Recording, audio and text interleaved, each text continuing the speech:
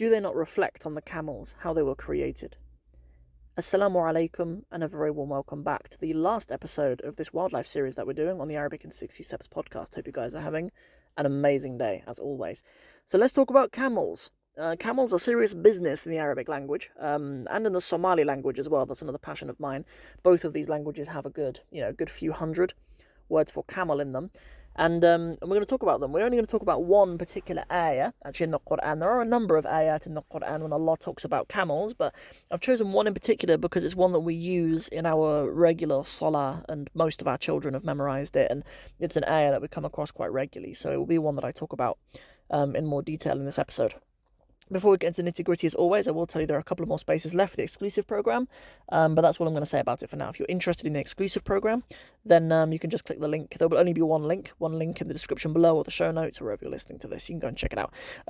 In brief, I don't want to take up too much time with this podcast, but in brief, the exclusive program is just an opportunity to be taught the Arabic in 60 Steps program by me, personally, live. It'll be pretty intensive. We'll aim to complete the entire program in a few months, and I'll give you about 4 hours a week of my time. So you'll get access to all of my materials forever. You'll get lifetime access to everything like that, and then you'll have 3 months of my kind of personal mentorship as well to ensure that you graduate the program.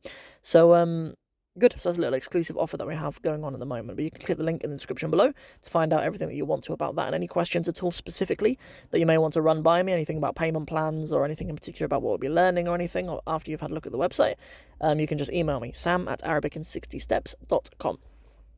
Good. So the camel is actually mentioned a number of times in the Qur'an, and there are a number of words for camel, as I mentioned. So much so there's actually a book.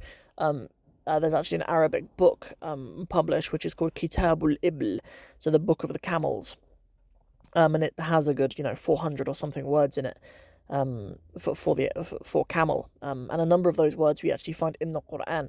There's a few different ones. The term naqa, meaning a she camel, is mentioned 7 times. A more generic term for a single camel, al-jamal, is mentioned only once. There's a word that kind of has a connotation of meaning like a riding beast rather than specifically a camel, which is al-ba'ir, which is mentioned twice. The plural, al-ibl, which is what we're going to talk about today, is mentioned 2 times. And then there's another word for camel, al-damir, which is mentioned in Surah Al-Hajj, if I remember correctly. Kulni al-damirin is mentioned there. Al-damir is a lean camel. By lean I mean it's muscular, I suppose. Not fat, not a big fat blob camel. Actually, I don't know if I'm allowed to say that. I might get cancelled for saying that. Can you fat shame a camel? Let's just move on swiftly, inshallah. So but anyway, al-damir is only mentioned once in the Qur'an, so we have a good, just there, like 5 or 6 different words for camel mentioned in the Qur'an. Good. So let's have a little look at the ayah. I've already given a translation of the ayah, but let's have a little look at it. Okay, good. So Allah says, afala.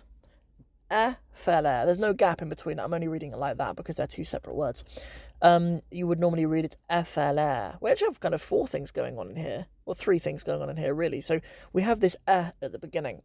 We use this when we're asking questions. There is a difference between that and the word hel, but for most purposes, they're almost interchangeable. They're not entirely. They do have their own uses, but this ayah wouldn't have meant something very different if it began with hel. And it's just something you put at the beginning of a sentence to turn it into a question. This aliful istifham is what it's called. Fala. This fa just means so. And then la is just negative, it just means no, or in this case sort of not, right? So have they not is kind of how you would translate this bit. Have they not? Yanzuruna, the verb is nazara, meaning to look, or more specifically nazara ila something. You almost always need to use ila with nazara.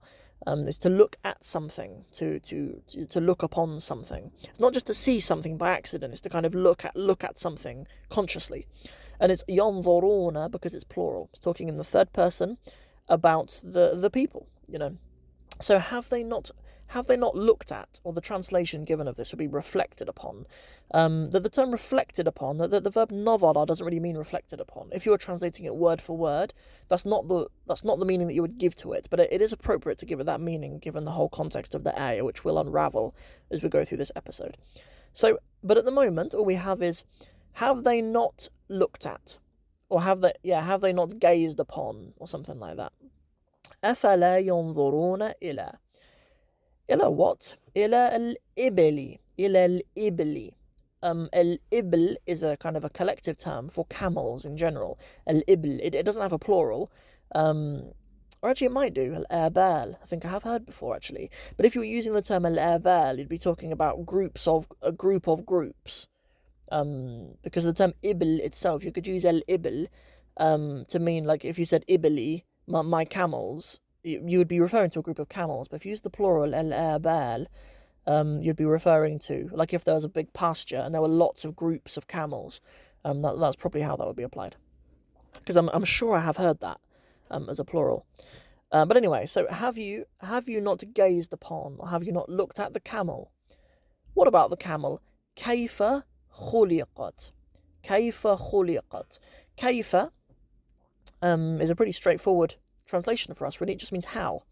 I can't think of any other time, any other context it could be more complicated than that, which is a pleasant surprise, really, because we very rarely have things like that in Arabic where something just has one straight translation. That's an ambulance, not a police car, coming for me for my illegal use of an MP3 in my previous episode. If you can hear there were some sirens behind me. That joke doesn't make sense if you didn't hear the sirens. But okay, so good. أَفَلَا يَنْظُرُونَ إِلَى الْإِبِلِ.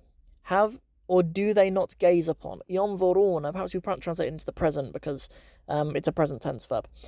Have they not gazed upon? Have they not looked at the camels? How خُلِقَت, how they were created. خُلِقَت is in the past tense. It is from the verb خَلَقَ, meaning to create. خُلِقَ is because this is passive. Those of you on the Arabic in 60 Steps program, if you've not reached step 8 yet, I think it's step 8 when we do passive verbs, don't worry about it. We'll cover it. But essentially, with these kind of basic kind of 3-letter verbs, they usually have a along the top. Fatha, fatha, fatha. Like kataba or qara'a or khalaqa. It's just fatha, 3 fathas along the top. Not always, that's maybe 80% of the time. I'd say maybe 15% of the time there'll be a fatha and then a kasra and then a fatha. Verbs like fahima, meaning he understood, or shariba, meaning he drank. There are some verbs like that, and then there's a very small percentage of verbs, maybe 5% of verbs, maybe less than that, which are fatha, dhamma, fatha, so a, and they're usually verbs to do with size, in my experience. Verbs like kabura, meaning to grow or to get bigger, or the verb saghura, meaning to shrink or get smaller, or alvoma, meaning to become greater or to get greater or something like that. But in this case, what happens is when we want to make a verb passive, rather than having like fatha, fatha, fatha, or fatha, kasra, fatha, or fatha, dhamma, fatha, we will have dhamma, kasra, fatha. U'i'a, khuliqa, it was created. Kutiba, it was written. Quri'a, it was read. Shuriba, it was drank. Or fuhima, I've never heard that used, but in theory it could be it was understood, right? Fuhima. I've never heard that used. More commonly, people use the term mefhum, like the actual noun for it, understood, mefhum. Anyways, so that's how we get the word created, khuliqa, created, and the ta on the end is because it's feminine. We refer to the al-ibl is feminine, perhaps for similar reason to why in the previous lesson we referred to an-nahl, when Allah commanded the nahl, the bumblebees, the group of bees. He said, ittakhidhi. He used a feminine command towards them. Yeah, groups of animals perhaps are feminine most of the time, if not always. Good. So that is why it is khuliqat rather than khuliqa. Good. You treat them as feminine, singular. And that is everything for this episode. I think we've done 7 episodes of these wildlife series. But after this, I think perhaps in April, and in the month of Ramadan, we'll maybe move on to something else. I know there's a lot of demand for us to go back to the Alauddin series, and we may well do that, because it was an intention of mine that we would make more progress through that book. But I'm very open to suggestions. We'll see how it goes in Ramadan. I mean, through Ramadan and through the next few months, I'll be focusing a lot on the exclusive students. But in terms of the content that we put out, I'm open to suggestions. We have a couple of weeks until Ramadan, so I'm very open to people messaging me on Instagram or emailing me or whatever. Tell me what you think would be good and very beneficial in that time.